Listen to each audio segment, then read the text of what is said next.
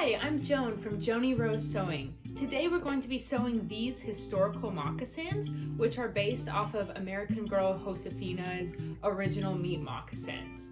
Now, I developed this pattern when my personal pair fell apart, and the store-bought ones are known for falling apart. A lot of other people have the same problem, so I hope this pattern helps you if your pair has fallen apart or if you just want to make some moccasins. To make these moccasins, you're gonna need 1/8 of a yard of leather, faux leather, or any other material you'd like to make this pattern with. I recommend leather or faux leather.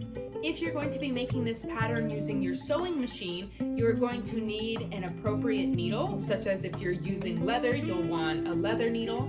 You're gonna want matching color thread, and if you're using leather, I also recommend a Teflon foot. If you're going to be hand sewing this pattern, I recommend something to punch the holes out with, such as an awl, or I used a paper crafts. It's about 1/32 of an inch. That's the size holes it makes. But you can also just, with some gusto, push your needle through, or pre-punch it with a thumbtack or anything else if you want to get creative. Now, whether you use your sewing machine or you hand sew the piece, you're going to want something to cut out the spot where you're putting your lace through, or your shoelace through. And so I used an eyelet cutter for 3/16 of an inch. If you'd like a smaller hole for 1/8, the shoe tie is 1/8, so it will also work. If you don't have this, you can also improvise by either cutting the hole yourself or using an actual hole punch. Either will do. Just know that the actual cutter tends to get better results because that's what it's made for. And then optionally, you can also insert eyelets. This tool also helps you punch them in. Okay, I can't think of anything else, so let's start sewing. The first thing you're going to do is print out your pattern at 100% scale, and make sure to measure up here to make sure it printed out correctly. It should be 1 inch, and you can also check to make sure 1 centimeter. After you've made sure that it's scaled correctly, you're good to start cutting. Once we've cut our pieces, now we can cut into our fabric.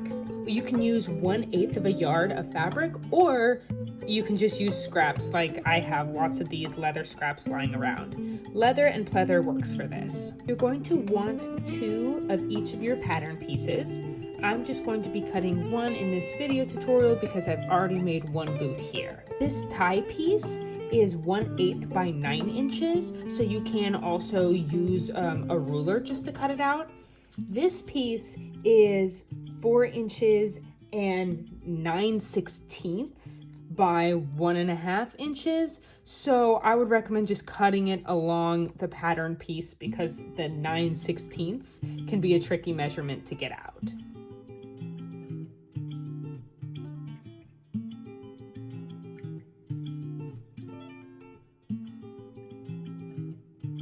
Okay, now that we have cut out all of our pattern pieces, it is time to punch these holes. Now, for punching holes, the most common and traditional method is using an awl. However, some of us don't want to buy a whole piece just for one pattern, so there's a lot of improvising you can do in order to cut these holes out. I personally like to use this. This is actually for paper crafts. It's just a tiny hole punch. But it actually works really well. And other methods you could do is, one, you could just try to stab a pin through it. Make sure you get a good thimble. You could try to sew right through. You could get a push pin and mark them all out ahead of time like that. But there's different methods you could do without having to buy a special material or a special tool just for this. If you're going to be using a sewing machine to put these pieces together, just punch the Y and X holes on each of the pieces so you can put them together properly. Now, with this paper puncher, I'm going to actually start punching these holes, and all I have to do is line it up and punch through. Now, I like to do it with the paper right on top. It makes it a lot easier just to know where to do it. Now that you've poked your million holes, it's time to also poke these holes on the heel. Now these are designed for a 3/16 inch hole, and I will be using this grommet maker in order to do that.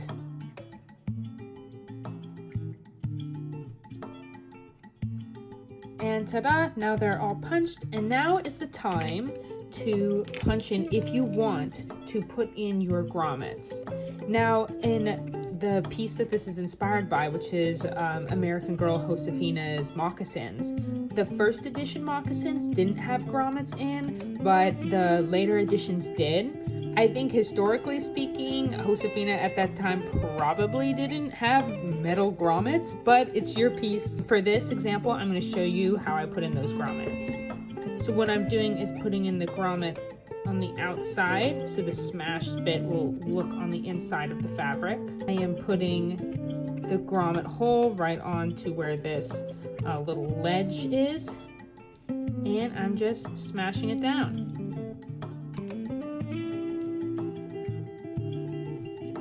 And ta-da! Those are your grommets. So now our pieces are ready to go, and it's time to start assembling them. We're going to start with this sole piece, and instead of marking the fabric, I prefer to keep this paper on top and the wrong side of the fabric. This will be the inside of the boot facing the bottom, and put a pin through where the X hole is. Hold that in, put another pin through the Y hole, hold that, and then do the other side.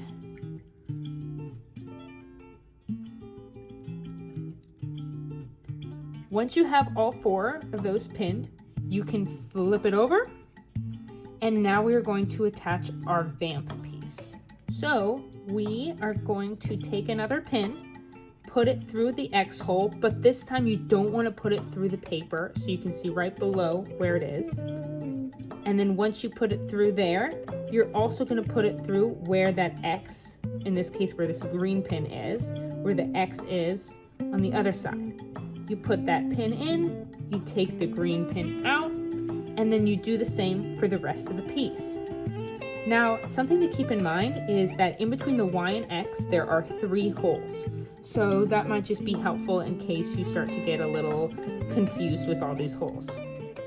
1, 2, 3, there's the Y.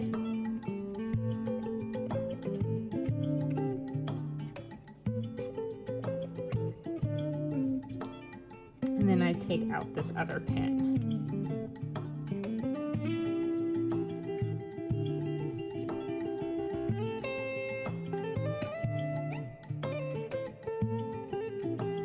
Okay, and now once you have that done, you can pin or clip this part. And to make it easier, I also like to clip the sides for now, making sure not to get this paper part, which now you can take off.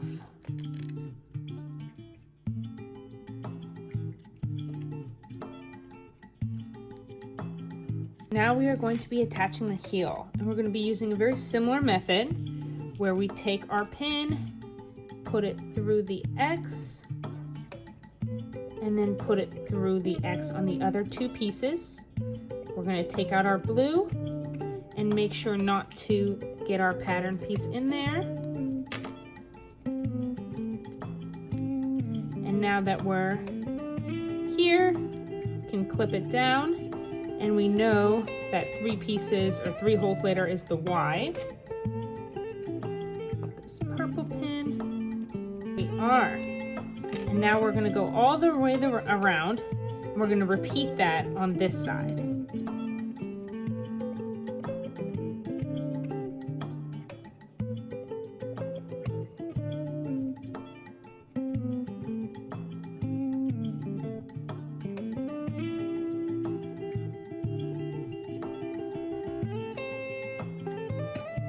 Okay, so now that we're all pinned, all clipped, I like to add one more clip down here. You can see how our shoe's gonna look, and now we can get started sewing. So here at the sewing machine, I am using a leather needle. Use a needle according to your fabric type. I'm using a Teflon foot because I'm sewing leather. I am using a 2mm stitch length, and when I sew this piece, I'm going to start at one of these sides here to keep myself on track. I'm not going to start with a back stitch because I'm going to be going all the way around and then coming back here. But when I end sewing the piece, I will be using a back stitch. The seam allowance for sewing around here is 1/8.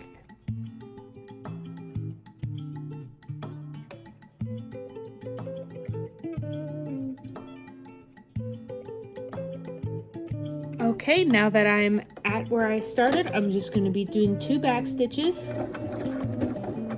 Oh, that was 3. And then the piece is all finished. Okay, and here's the machine sewn version. And what I like about this version too is if you have any overlay here, you can just trim the sides. So that way it's nice and perfect. If you'd like to have a version that's more crisscrossy, feel free to, on your machine, use some of these stitches in order to get that overlaid look. Now that we're getting sewing, I like to use a crafting needle, it's up to you, and thread. And now just use whatever color thread. I'm going to be matching the grommet on this. I like to use this thicker polyester thread, but you can use whatever you have, it'll still work. You're going to want to cut 40 inches of your thread. Now you can thread your needle, and then what we're going to be doing is we're not going to be tying a knot at the end of our needle. There's actually a technique I'll be showing you so that way the knot doesn't just go right through all the holes we've poked. So now we are going to start sewing. Our first step is to poke our needle into the Y hole where just the sole is. So we're going to open this up, find where that needle is, and poke it through.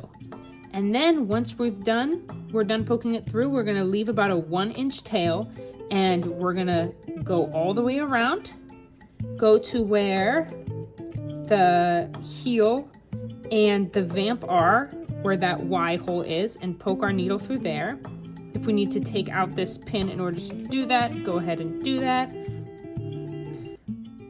Okay, so we're going to poke that through. And now, as you can see, our 2 threads are around where they started. And from here, we're going to tie a knot. So I just tied a double knot. And now we're going to go back through that first Y hole we already went through. And now we are going to start sewing all the way around this piece. We are not going to cut this tail end because it'll help us tie our final knot. To sew all the way around the piece, we're going to go back around to our heel piece. We're going to go through our vamp hole, and then we're going to go through our heel hole, our sole hole.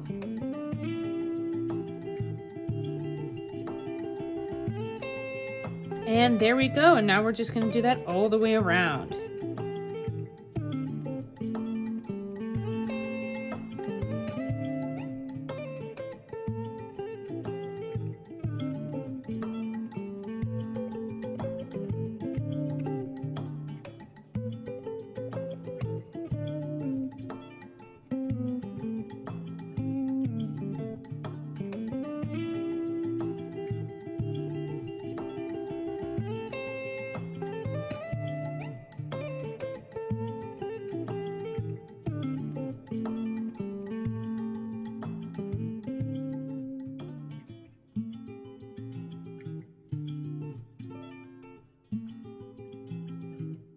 Okay, now that you have sewn all around your boot, you are going to take your needle, and so the last place your thread should be pulled through is this heel. And so you're going to take your needle and put it through back where that Y spot is, just through the heel and the vamp. So you should push it right there in between these 2 pieces.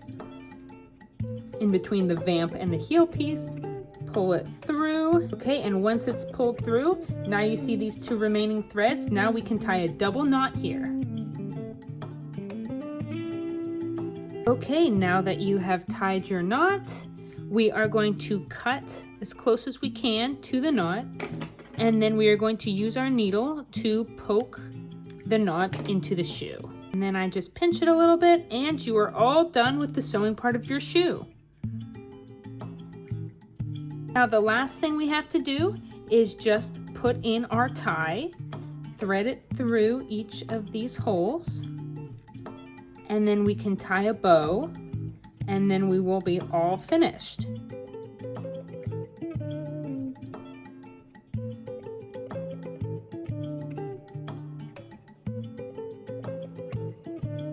Make sure both sides are even, and then tie your bow.